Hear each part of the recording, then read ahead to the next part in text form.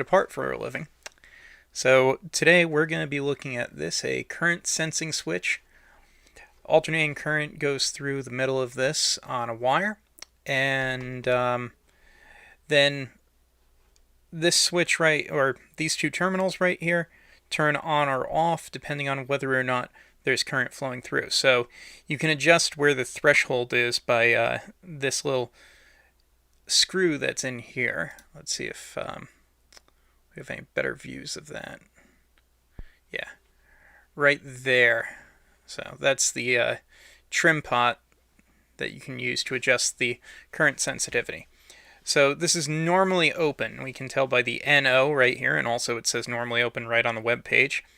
And so when there's no current flowing through the wire that goes through the middle of this thing, switch is open. That means it's off, essentially. And then what happens is once we get above whatever threshold we set, however many amps we need, then we can switch up to half an amp at up to 240 volts. And sensitive to everything from 0.2 to 30 amps AC. Alright, so let's switch to the other camera view. Here we are. Here's the offending particle. So we're going to get the sticker off the top first, and then see if we can't open it up further.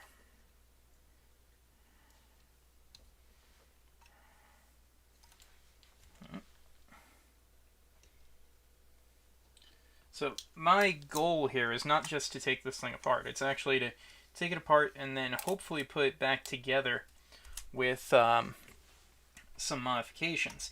See, I've been trying to order a normally closed one of these, so that way the relay's normally on when there's current not flowing through here, and when current starts flowing, then it turns off.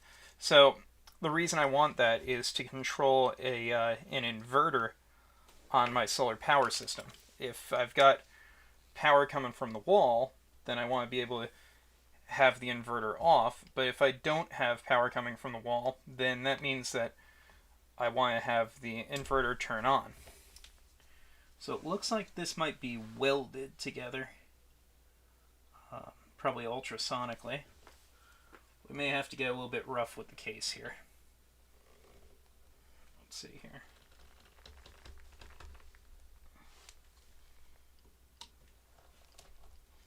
I don't want to pry too hard against these terminals because those are actually loose on the inside. But there's a lot of ways to approach this. One thing that we can do is we can saw into it. We can also file it. We could use heat.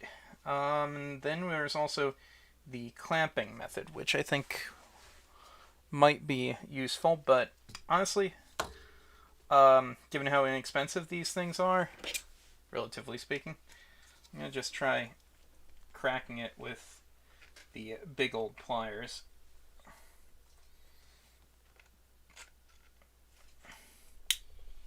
You can see the mold line all the way around it. So, to me, that suggests probably welded, and also that these two halves are made probably in separate molds. Alright. We're in a little bit. Now I'm just using a flat blade screwdriver as a spudger to get in the rest of the way.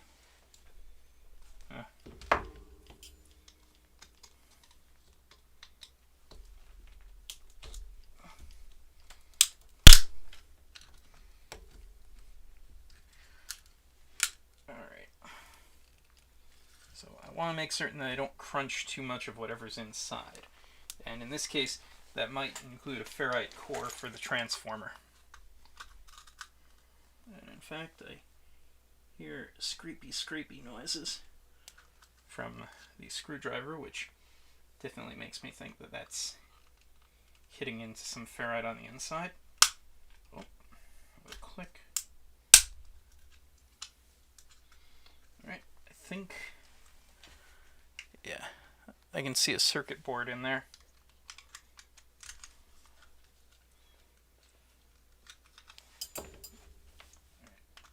Don't think this plastic case is going to go back together. Alright. But that's perfectly fine. We only need the electronics that are inside of it. We don't need the case itself.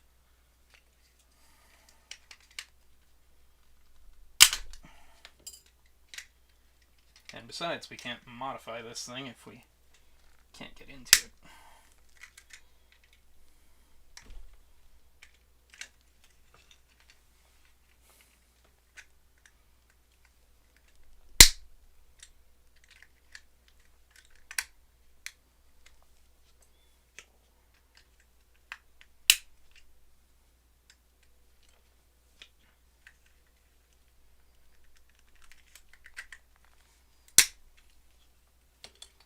Alright, now we're really getting somewhere. Just clip the edge of that. And here we are. We've got our circuit board. And then, well, I need to worry about ferrite on that side. It looks like that's all on the other side. Sure enough. So here's our current sense coil. And then here's the board that it connects to. There's a couple of capacitors right there. We have our two LEDs right here and our threshold set. This is rather interesting because this is actually a separate circuit board that's then soldered in place through the other board. So then we have a bridge rectifier over here, and then we've got a few more diodes. What looks to be U1 right here, I'm guessing is probably a voltage regulator, but I'm not certain. We've got U2 over here, and we'll be looking up the actual part numbers for these in a moment or two. But generally this looks as though we're actually we're controlling, it looks like two triacs in parallel with one another. No, wait, MOSFETs. Sorry. In parallel with one another. And so what's happening here is that we're actually taking the current that's going through here and we're doing two things to it. One is that we're rectifying it so that we get DC power out. The other thing we're doing is we're also sensing what the voltage is across this coil and implicitly what the amount of current is that's going through it. It's got a little bit of rubber, probably to cushion against vibration, because the thing is that when you've got something like this inside of a hard housing, the magnetic reluctance of the ferrite core with the coil around it is going to make it so that this thing wants to oscillate, and so mechanically this is going to wind up spending energy by vibrating. So by putting a little bit of rubber on the back of it, then you're actually going to stop it from slamming around inside of the plastic case. Alright, so now we also have some labels on this part right here. It says GA plus V, 3V, and then D. And I'm guessing that those all go out to, yeah, so there's a couple of current limiting resistors, there's a capacitor, and then there's this trim pot, which is our threshold set. So let's see. Now we start looking for part numbers.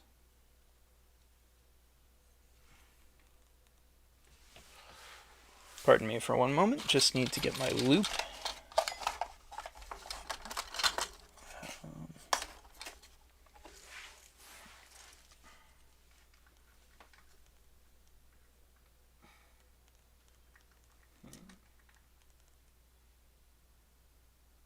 RS358. Okay, so then this over here is just an op amp.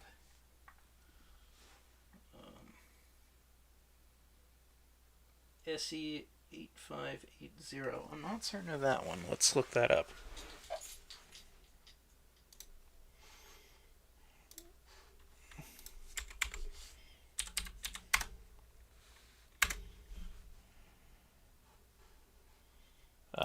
No, that's not it.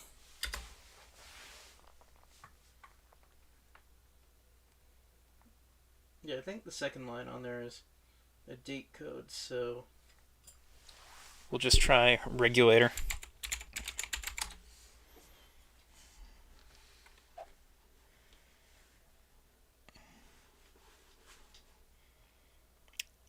Okay, it's probably an LDO, and that's just the code that's being used on it.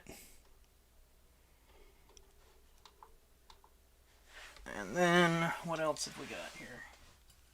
So then let's see what kind of transistors these are. SL9E. I should just pick the other one. That way I can actually get the loop over it.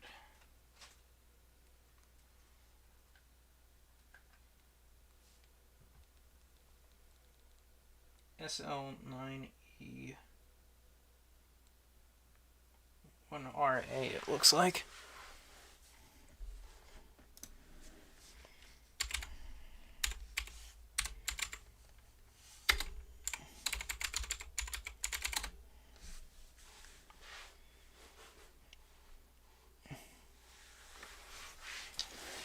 Let's see if that's an L or a 1.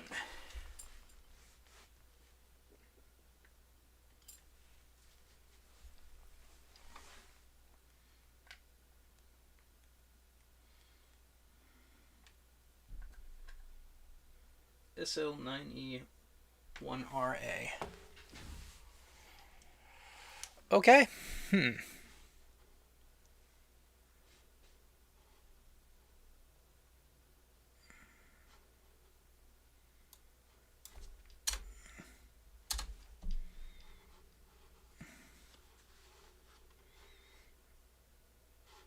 Okay. Well, one way or another, these two seem to be in parallel, and they're the ones that are actually doing our switching. So, let's see. One thing that we can do is we can trace the path of the switches right here.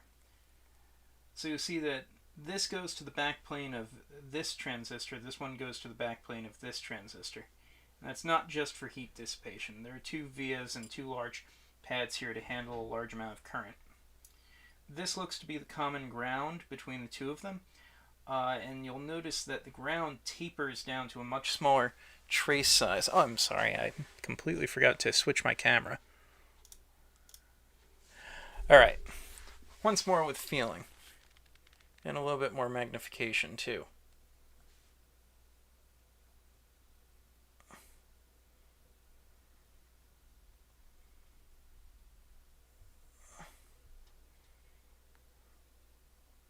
There we are. Can almost make something out now. Alright, so, where were we? Alright, so the power comes in from this transformer over here into these two parts, the AC portion of the full bridge rectifier. Let's see, is there any other point that that attaches to? No. So everything is isolated on this side of the full bridge rectifier. This part up here is the negative side, and that goes up and around over here. The positive side comes down here and seems to bus underneath these three resistors, which have three, I'm assuming ZD 1, 2, and 3 are Zener diodes. So that's going to be three different voltage amounts, three different voltage drops essentially, and they all seem to be in parallel, which is a little bit strange. Then you've got a capacitor between the two poles here. It looks like this trace over here on the left side is also a ground trace, and so that goes to the left leg of this U1 unit, which I was assuming was a voltage regulator, but now I'm not really certain. This could just be another transistor. That then goes into what looks like another voltage divider with a small signal transistor and another small signal transistor over here. The LM385 equivalent, the op amp over here, looks as though it's set up as a probably as either a it's probably set up as a low pass filter, because I'm not seeing any capacitors around. Oh, well, we've got these two caps. Okay, so this could be actually set up as a Sallen key filter, so it would be 2 poles. And then this Q2 over here is pulled up by R15, which goes back over this side, and that allows us to switch Q3 and Q4, which are our 2 transistors. So this is another clue here. The U's are integrated circuits, but the Q's are usually just like BJT transistors, or sometimes MOSFETs. So this is Q1, this is Q2, this is Q3, this is Q4. So all 4 of these are transistors, and so then that's our op amp. That would probably be a voltage regulator then, and that's definitely a full bridge rectifier. So in order to set our threshold, then we need to have a variable voltage divider here, and that feeds back into, it looks like Q2 over here. Let's see. Yes. So basically the threshold is going to be... Okay, so the 358 is not actually being used as a filter then. Sorry about that. I'm just kind of logicking this out as we go. The 358 is instead being used as a comparator. So the threshold that's set by that trim pot is going to allow you to set the voltage on the second leg, on the positive leg, or on the negative leg of the op amp when you're using it as a comparator, and then the signal that's coming downstream from this transformer here, this DC level, is going to either be above that, in which case these turn on, or below that, in which case these turn off. And then when these turn on or off, that's just going to provide essentially a short between these 2 terminals when it turns on. So that becomes closed when these turn on.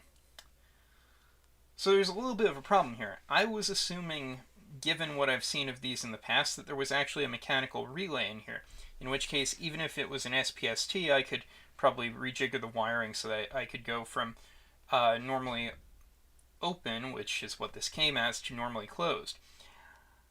The problem here is that I'd need to find either PNP or NPN transistors to replace these 2 with, or I'd have to change the polarity of the threshold detection over on this side.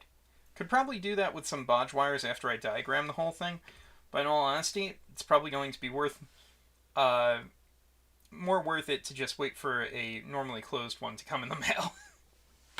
But either way, we've gotten a lot out of this today. And really, I just wanted to take a look at this and kind of experiment for the first time with trying to stream this live and see what people thought. So, that's this current sensing switch, and we'll see if we can finally get a normally closed one in the mail, and I'll update you on how the project goes with that afterwards. So, thanks for riding along, and let me know what you think of this. If you want to see me do any more of these, if you want to see me put stuff together rather than take it apart, let me know.